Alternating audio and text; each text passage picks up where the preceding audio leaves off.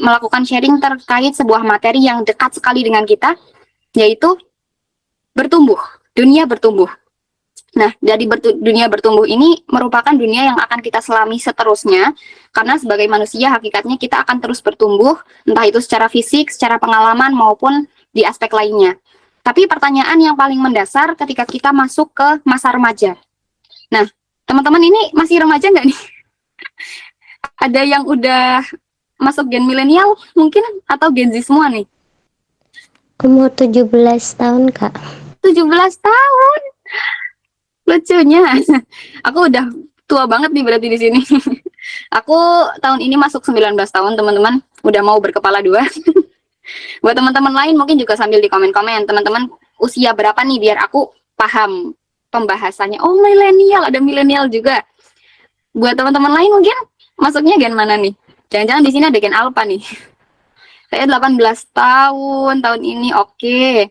Yang lain mungkin aku rasa kalau aku simpulkan ini nggak akan jauh-jauh sih usianya. Ada 19 tahun juga, halo, kita satu angkatan. Nah, dengan usia-usia yang nggak jauh ini pasti pembahasan kita nggak akan sejauh itu. Kita pembahasannya itu masih nyambung gitu, masih relate. Karena ketika kita ada di dunia bertumbuh, kadang-kadang kita harus melepaskan apa yang sudah menjadi luka kita di masa lalu. Seperti itu. Masalahnya biasanya di situ. Jadi pertanyaan paling mendasar untuk materi kita hari ini adalah sembuh dulu atau tumbuh dulu. Karena kalau tumbuh dulu, kita masih ada luka. Kita belum selesai dengan masa lalu kita. Tapi kalau sembuh dulu, lama. Kita nggak bertumbuh dong nantinya. Boleh di next. Kita akan bahas itu satu-satu. Boleh di next.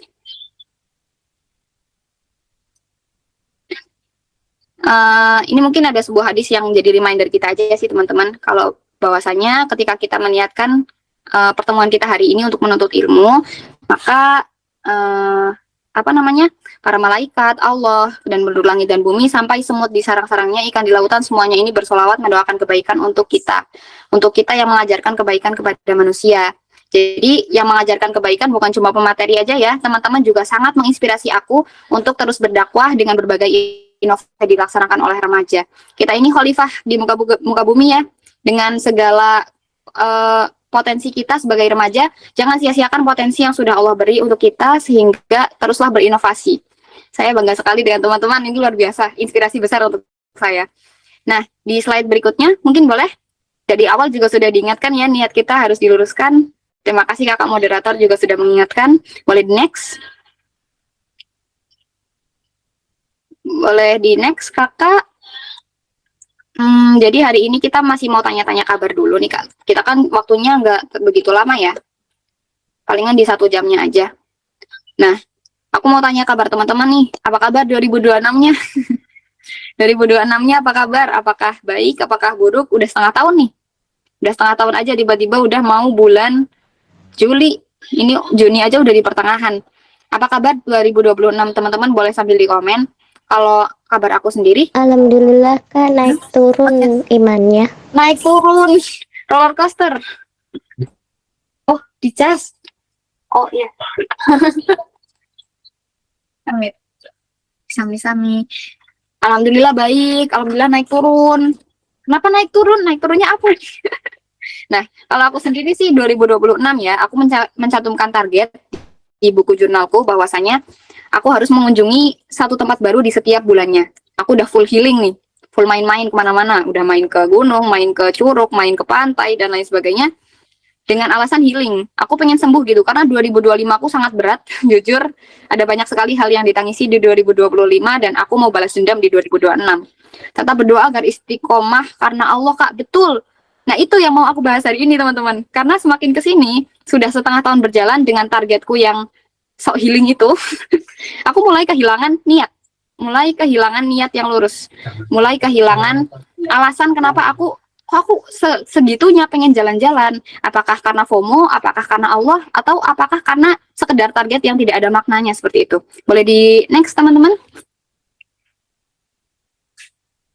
Tuh, aku sih udah kemana-mana. Di next lagi. Aduh,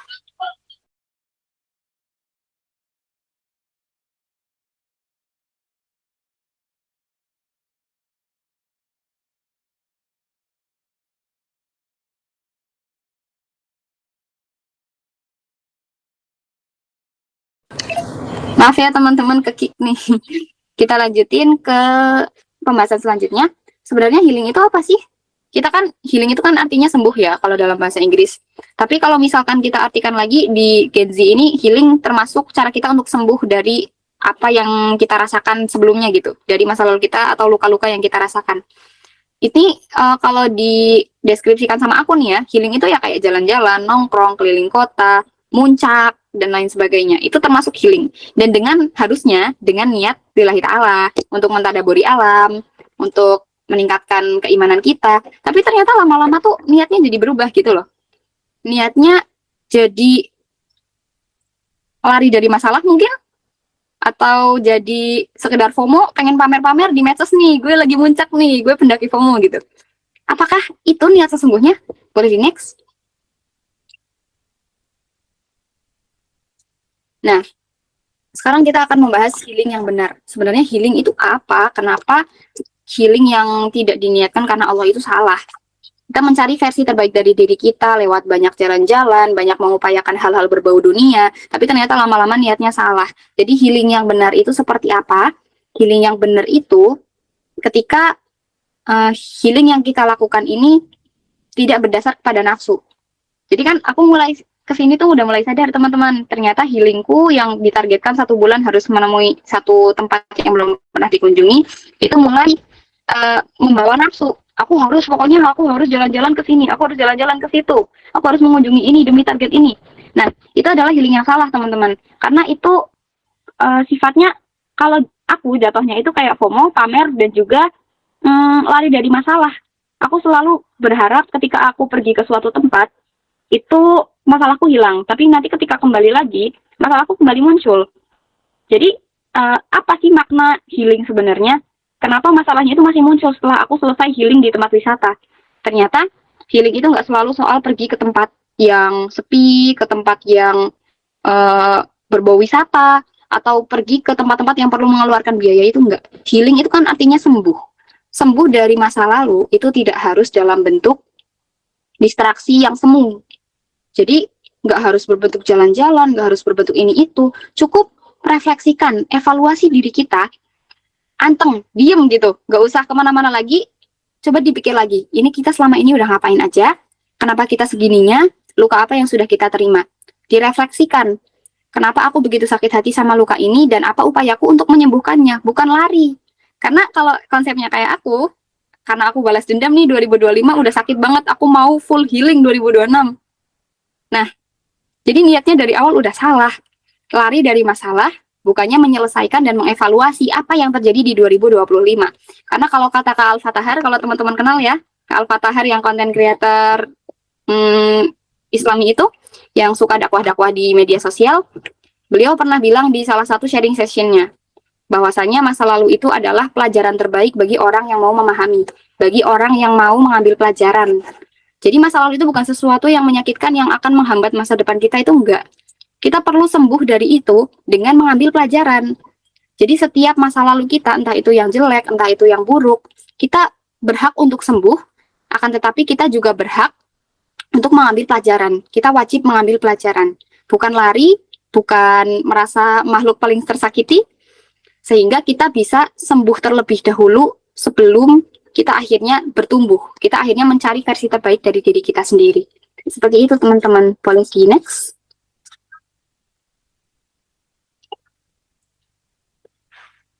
Kakak boleh di next. Nah, dari perspektif Islam sendiri, bertumbuh, mencari versi terbaik, itu maksudnya apa sih?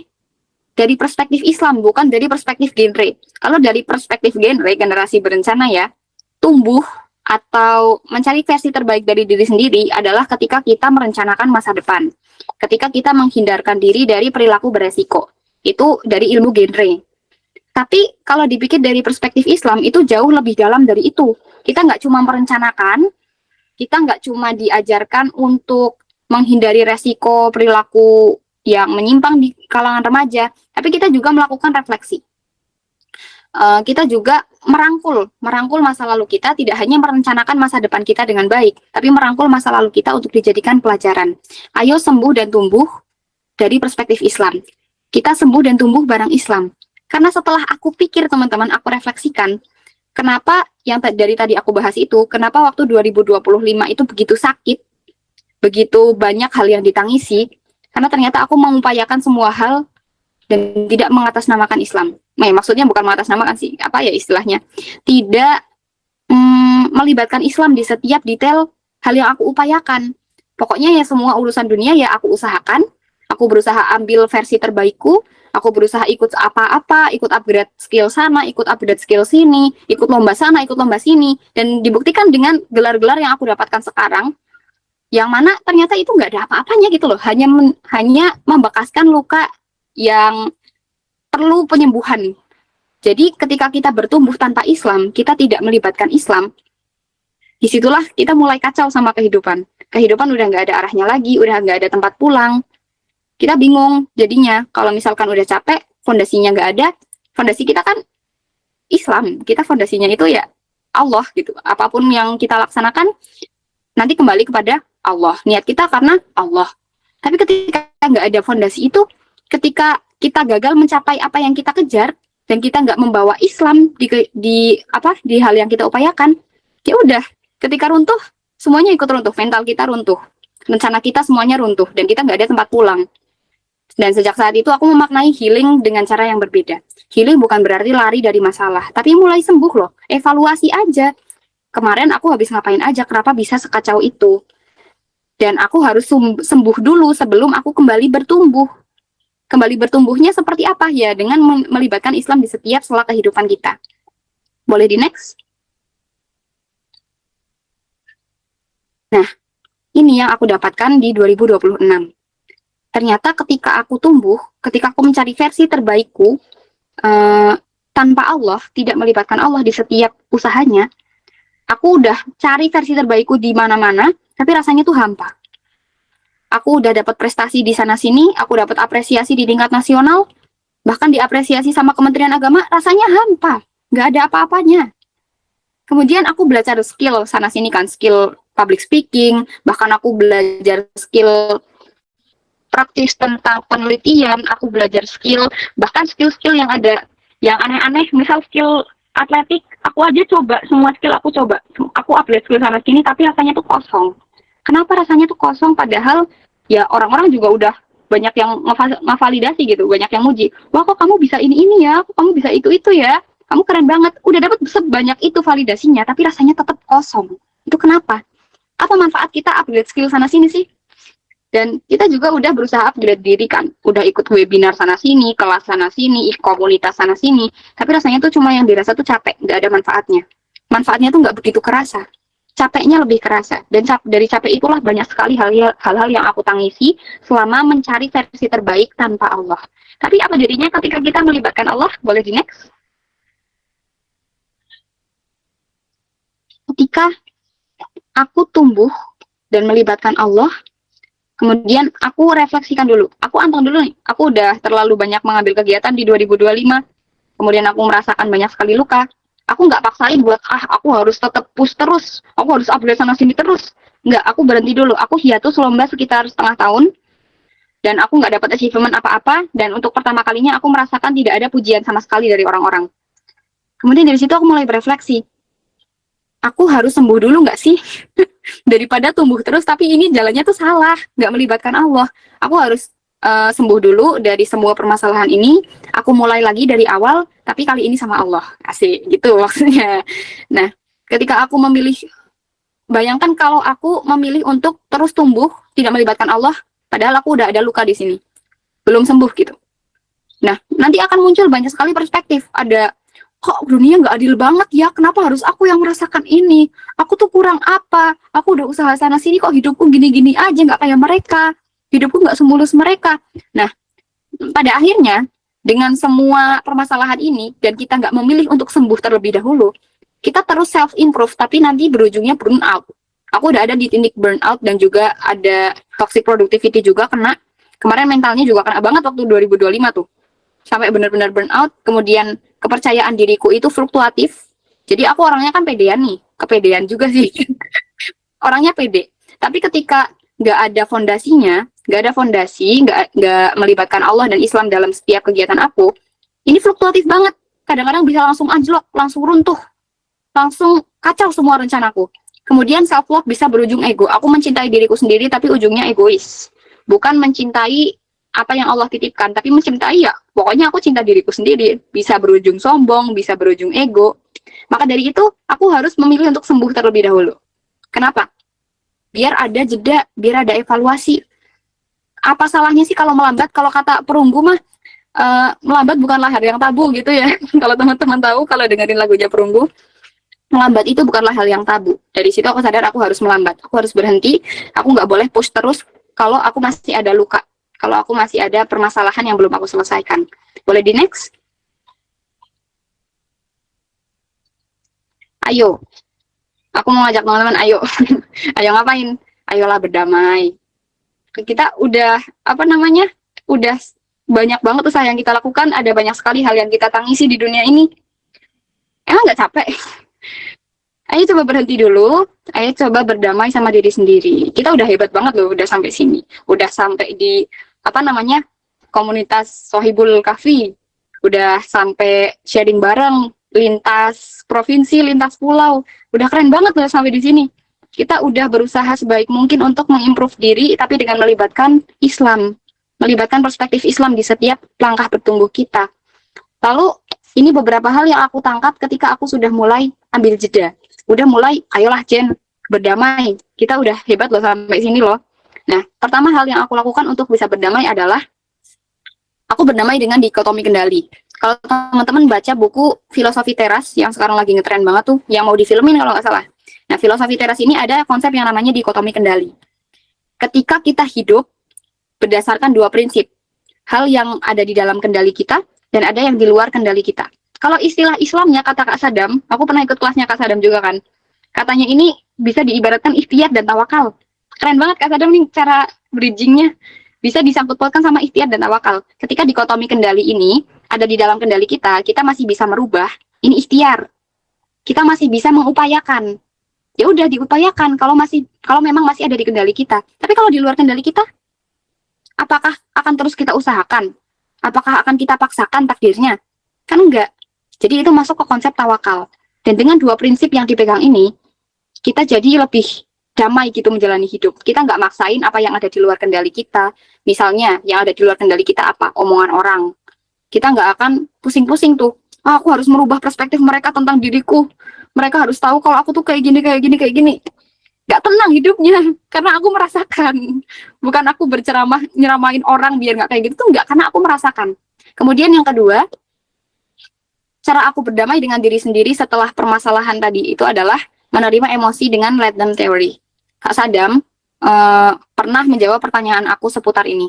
Aku bertanya ke Kak Sadam gimana caranya supaya setelah menghadapi dikotomi kendali ini, kita nggak OVT. Karena kan pastinya butuh proses tuh. Kita masih menerima banyak sekali masukan dari orang lain, kita masih menerima banyak sekali takdir yang tidak sesuai dengan keinginan kita. Bagaimana cara merelakannya? Aku disuruh baca buku Let Them Theory. Sampai sekarang aku belum baca karena belum ada duitnya buat beli bukunya. Jadi, Let Them Theory ini katanya di dalamnya itu ada prinsip let them. Biarkan mereka. Kalau mereka ngomongin kita, let them. Mereka mau berperspektif apapun tentang kita, let them. Kalau mereka mau ngejudge penampilan kita, let them. Kalau mereka mau nganggap kita sok suci, ikut-ikutan kajian, let them. Biarkan mereka. Teori untuk membiarkan semua hal yang ada di luar kendali kita ini lepas, itu bisa bikin kita mulai berdamai sama diri sendiri. Oh, ternyata nggak semua hal perlu kita urusin loh. Nggak semua hal perlu ada di genggaman kita. Bahkan yang semua hal ada di genggaman itu kan punya Allah gitu. Allah menggenggam semua hal yang ada di dunia ini dan juga di akhirat. Maka dari itu, dengan let them teori ini aku belajar untuk tahu proporsi aku itu sampai mana. Kalau proporsi aku udah di tingkat yang di luar kendali, ya udah, biarin, let them. Biarin aja mereka kayak gitu. Lagi pula Allah juga Maha tahu, jadi nggak mungkin kan ngasih takdir gimana ya istilahnya, takdir itu nggak pernah salah target gitu. Jadi setiap apa yang terjadi ke kita, setiap apa yang terjadi ke orang lain itu sudah ada takarannya sendiri-sendiri. So let them, biarkan mereka berjalan sesuai dengan porosnya. Kecuali kalau masih ada yang bisa diikhtiarkan. Terus yang ketiga, kan udah kena luka tuh. Kita udah punya luka nggak sih? Kita punya luka masing-masing. Entah itu aku, entah itu Kak Rinda, Kak Karina, Kak Putri. Even foundernya juga, aku nggak tahu nih foundernya siapa. Even foundernya juga pasti punya luka sendiri. Dan bagaimana cara kita untuk menghadapi luka itu? Kita udah nerima emosi nih tadi di nomor 2, terus kita udah menerapkan dikotomi kendali dalam diri kita di nomor 1. Tapi kalau kita udah ada lukanya, terlanjur udah ada luka, lukanya diapain? Aku mendapatkan inspirasi dari Kak Al-Fatahar juga. Kak Al-Fatahar ini keren banget cara transisi ceritanya biar Gen Z itu lebih paham sama alur pembahasannya. Beliau mengibaratkan Nabi Muhammad SAW. Nabi ini kan lukanya banyak sekali sejak kecil. Ditinggal ayahnya, ditinggal ibunya, kemudian ketika ketika diangkat menjadi nabi dengan segala tanggung jawabnya, dibenci oleh kaumnya, kemudian sampai dikhianati oleh pamannya, itu semua luka. Akan tetapi kok bisa nabi itu survive gitu loh? Kok bisa nabi itu nggak kayak kita? Kita dapat masalah sedikit aja langsung tepar. Kita dapat luka sedikit aja langsung aku adalah orang paling menderita di muka bumi ini gitu kan. Gimana caranya Rasul ini bertahan? Nah, Rasul ini ternyata melakukan transisi dari luka menjadi karya. Luka yang beliau alami selama ini, itu beliau yakin pasti ada jalannya. Pasti akan sembuh, dan yang paling penting beliau punya Allah. Beliau yakin punya Allah, dan beliau selalu melibatkan Allah di setiap kegiatannya, di setiap luka yang beliau alami, selalu beliau serahkan kepada Allah. Sehingga apa? Luka yang beliau dapatkan ini menjadi pelajaran, menjadi sebuah karya istilahnya. Karya yang Nabi berikan ini apa? Banyak sekali. Ada banyak sekali, mulai dari bahkan beliau tanpa harus ngapa-ngapain pun udah jadi karya. Karena kisahnya yang inspiratif ini terus kita bahas lintas generasi, lintas zaman, dan karya tersebut masih kita nikmati sampai hari ini. Masih kita jadikan inspirasi sampai hari ini. Maka jangan ragu untuk mentransisikan luka kalian menjadi karya. Dan alhamdulillah juga bulan ini teman-teman, minggu besok, lukaku akan berubah menjadi sebuah karya yakni berbentuk buku yang akan dibawa ke Jawa Tengah nanti. Mohon doanya ya teman-teman. Nah, dari transisi luka menjadi karya ini justru menjadi penyembuh. Oh, ternyata lukaku ini bermanfaat buat orang lain loh. Maksudnya bukan dikasihin lukanya, tapi lukanya dijadikan transisi menjadi karya, kemudian karyanya itu bisa dinikmati oleh orang supaya mengambil pelajaran dari luka yang kita alami. Seperti itu teman-teman, boleh di next? Nah, buat teman-teman yang masih kayak aku nih, aku nggak mungkin kan langsung tiba-tiba berdamai sama hidup, tiba-tiba berdamai sama semua masalah. Ini aku masih transisi nih teman-teman, masih mengupayakan, dan aku lagi sharing, bukan lagi ngajarin. Nah, waktu itu aku kayak lagi ngejar apa gitu loh di 2025. Kenapa semua masalah itu terjadi? Itu awalnya itu karena kayak dikejar-kejar. Aku kecepatan nggak ngomongnya. Kayak orang yapping. Kejar apa sih teman-teman? Kalian kejar apa? Aku kejar apa deh? Aku kejar apa kok kayak buru-buru banget? Ternyata setelah aku ikut kajiannya Kak Bunga, kalau kalian tahu ada akun Instagram namanya Masterpiece. Beliau ini menjelaskan sesuatu yang menjadi jawaban dari semuanya. Kenapa manusia itu kayak buru-buru banget? Kayak hidupnya tuh kadang-kadang sampai lupa bahwa Allah di setiap di setiap kegiatannya, itu sebenarnya mereka ngejar apa di dunia. Nah, ini ada sebuah rangkuman visi hidup yang dimiliki oleh orang-orang Jepang. Orang-orang Jepang ini kan visioner sekali ya. Mereka sepertinya sudah punya visi hidup yang sangat jelas. Kok bisa mereka visi hidupnya itu jelas banget, seakan-akan mereka selalu punya motivasi untuk bangun di pagi hari.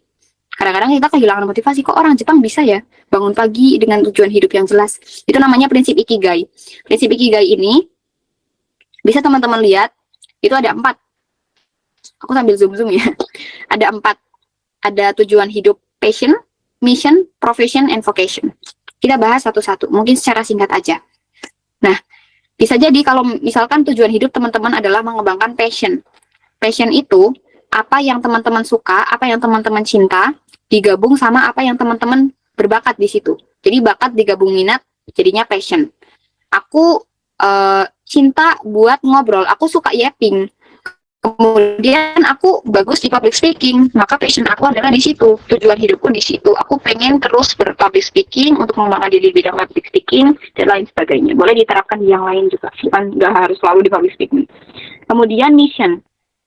Jangan-jangan teman-teman ini bangun pagi, ada alasan untuk bangun pagi, untuk hidup di esok hari, ini karena teman-teman punya misi. Misi itu, apa yang teman-teman suka, digabung sama apa yang dunia butuhkan. Dunia butuh apa? Ya apa aja, sebuah misi. Sebuah misi hidup. Misalnya teman-teman cinta berdakwah, kemudian dunia ini membutuhkan seorang pendakwah yang mendakwahkan Islam, yang menyebarkan Islam, maka itu adalah sebuah misi. Maka teman-teman bangun karena apa? Bangun pagi karena apa? Atau mungkin karena vocation. Teman-teman masih ada harapan untuk bangun di esok hari, itu karena teman-teman punya vokasi. Jadi teman-teman punya sesuatu yang bisa dibayar oleh orang, dan dunia butuh itu. Ya lebih tepatnya kayak kerjaan gitu ya. Teman-teman dibayar, dan dunia itu butuh sama pekerjaan yang teman-teman lakukan itu. Itu namanya vokasi. Atau yang terakhir, teman-teman bangun pagi karena teman-teman punya profesi. Teman-teman bagus di sesuatu, bakat di sesuatu, kemudian teman-teman dari bakat itu bisa dibayar, bisa dapat bayaran dari situ. Misalnya jadi guru, teman-teman pintar nih ngajar. Kemudian teman-teman bisa dibayar dari bakat itu. Maka itu adalah alasan teman-teman untuk bangun di esok hari. Profesi, teman-teman punya profesi. Yang beda dari orang Islam dengan prinsip ikigai ini, bedanya apa sih? Orang Jepang kan pakai ikigai, orang Islam pakai apa? Bedanya sama kita apa? Kita tujuan hidupnya itu bukan semata-mata untuk passion, mission, profession, ataupun vocation. Tapi lebih daripada itu, kita akan melibatkan semua itu dengan Allah. Betul, Kak Kiara. Beribadah. Tujuan kita adalah untuk beribadah. Dan ini merupakan yang spesial dari orang Islam.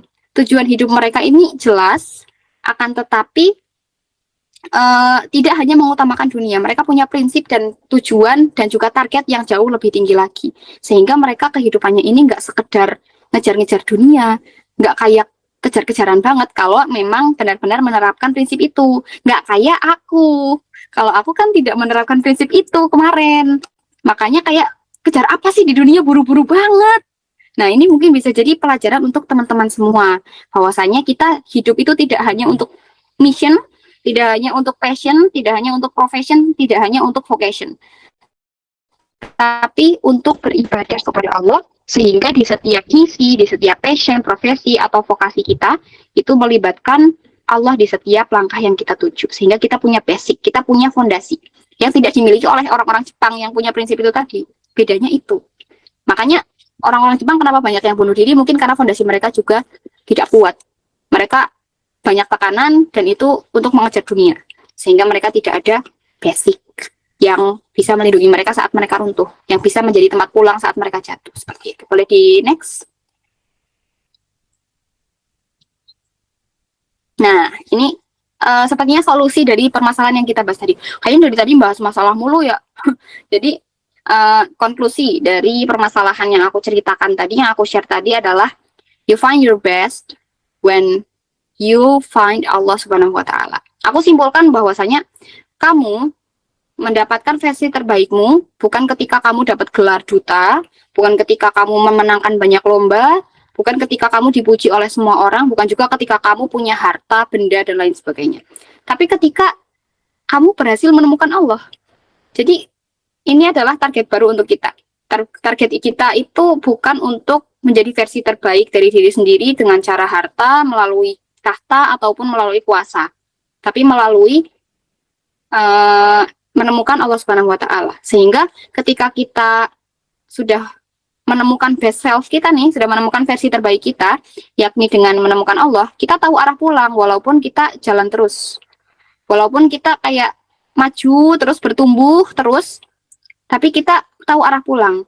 Nggak kayak aku, lagi-lagi nggak kayak aku. Kemudian kita sadar tujuan hidup. Tujuan hidup kita tidak hanya untuk vokasi, tidak hanya untuk profesi, tidak hanya untuk passion, tidak hanya untuk misi, tapi untuk beribadah, untuk kembali kepada Allah Subhanahu wa Ta'ala. Sadar akan tujuan itu akan membantu kita untuk merasa punya tempat pulang.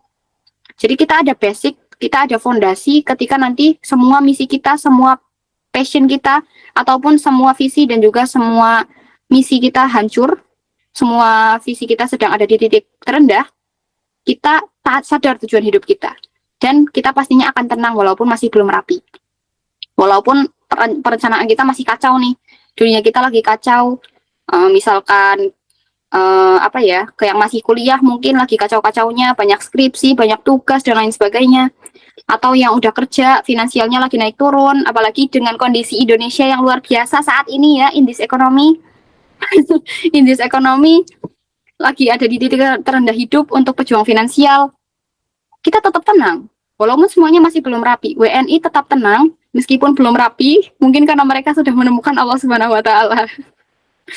Jadi itu adalah pesan penting yang perlu kita catat. Boleh di next? Kakak boleh di next? Nah, aku ada beberapa hal yang pengen aku share terkait langkah kecil aku dalam menemukan Allah. Ini aku temukan bukan dari aku. Ini jadi langkah kecil ini bukan tutorial dari aku ya, aku juga masih mencoba. Ini adalah tutorial yang aku dapatkan selama aku ikut webinar-webinar. Nah, kan tadi aku udah bilang aku hiatus lomba, aku stop semua kesibukan aku untuk sembuh selama setengah tahun kurang lebihnya. Nah, dari situ aku ikut banyak webinar-webinar tentang agama, tentang mencari jati diri kembali dengan perspektif Islam.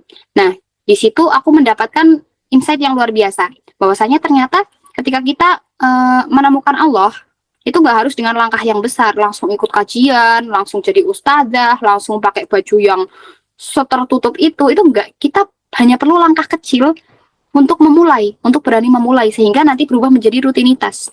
Yang pertama, aku dikasih tips nih sama kakak-kakak luar biasa di webinar itu, katanya hadirkan di setiap rutinitas kecil.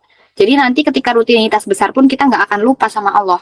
Mungkin ketika di apa namanya, yang belum konsisten sholat duha, yang belum konsisten sholat sunnah, itu mulai hadirkan di setiap rutinitas kecil. Sebelum kerja kita sholat duha dulu, nanti habis subuh boleh dipaksain walaupun masih ngantuk, masih capek, disempetin sedikit baca Quran. Atau hadirkan di rutinitas kecil seperti zikir. Atau intinya luangkan hal-hal kecil untuk mengingat Allah di setiap rutinitas kecil yang kita lakukan. Mungkin itu sepele, tapi ketika berubah menjadi rutinitas, itu akan merubah hidup kita. Kemudian yang kedua, hadirkan perantara untuk mendekat. Jadi kita nggak, ya mungkin bisa, tapi buat aku, buat orang setipe aku yang masih naik turun banget moodnya, aku butuh perantara untuk mendekat kepada Allah. Aku nggak bisa sendirian. Aku udah coba sendirian, tapi kayak gagal terus gitu loh. Jauh lagi dari Allah. Maka aku perlu menghadirkan perantara. Entah itu dalam bentuk teman, cari teman yang soleh, kemudian solehah maksudnya, kalau aku solehah. Cari teman yang solihah, atau buat teman-teman yang laki-laki, cari teman yang solih untuk berkembang, untuk mencari kembali Allah. Bukan dicari secara fisik, tapi menemukan kembali jati diri kita bersama Allah. Kemudian bisa juga lewat ustadz-ustadzah mungkin, lewat kajian-kajian kecil. Boleh banget nih, mulai ikut kajian-kajian. Walaupun ini kajiannya dari pemateri yang tidak kompeten, cuma anak SMA yang lagi sharing doang, tapi semoga ada yang bisa diambil. Nah, perantara ini juga termasuk komunitas Sohibul Kahfi menurut aku. Ini juga perantara yang baik, perantara yang luar biasa inovatif untuk remaja dalam menghadirkan Allah di setiap detail kecil kehidupannya. Kemudian yang terakhir, ada berkumpul dengan orang-orang yang tepat. Karena pergaulan ini memang sangat berpengaruh, sekalipun kita adalah orang yang sangat soleh, sangat solihah, hafal 30 juz, akan tetapi dengan pergaulan yang tidak tepat, itu akan sama aja, pasti bakal keseret. Gak usah sombong, aku udah soleh banget kok, aku mau bergaul sama teman-teman yang, ya boleh sih bergaul, tapi untuk berkumpul secara terus-menerus, secara rutinitas, dan berinteraksi terus dengan mereka, itu akan berpengaruh. Aku aja, kalau boleh jujur, kalau boleh share, sebenarnya aku ini sempat terombang-ambing pergaulan, walaupun belum yang nakal-nakal banget ya. Tapi karena aku di asrama, kemudian teman-temanku ini suka menggerombol. Aku anak pondok, teman-teman, 6 tahun aku mondok.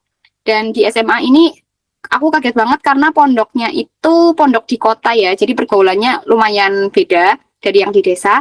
Mereka ini biasa ngomong toksik.